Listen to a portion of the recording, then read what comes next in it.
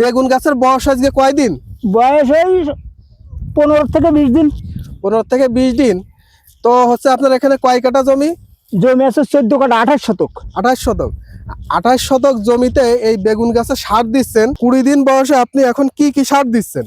এখন সার দিচ্ছি 1 বস্তা ড্যাব, হ্যাঁ 1 বস্তা ফসফেট, হ্যাঁ 1 বস্তা পটাশ, হ্যাঁ 1 বস্তা সালফার, 1 বস্তা জৈব সার, আর থিওফিট গ্রুপের মাল আছে 10 কেজি।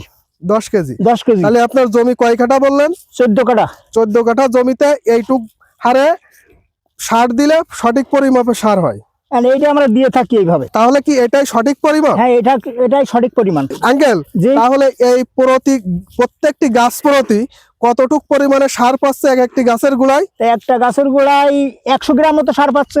সব সার মিলাই 100 গ্রাম 100 মতো গ্রাম। সার পড়ছে। আপনারা দেখলেন বা এতক্ষণ শুনলেন যে আসলে বেগুন গাছের কিভাবে সঠিক পরিচর্যা করতে হয়। এই যে বেগুন গাছের আজকে 20 দিন বয়স, 20 দিন বয়সে এই 4 প্রকার সার কিন্তু বেগুন গাছে দিচ্ছেন।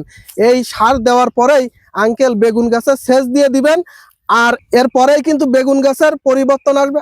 আর তখনই কিন্তু এই যে বেগুন গাছ দেখছেন হেলে পড়ছে, এই হেলে পড়া ভাব আর থাকবে না।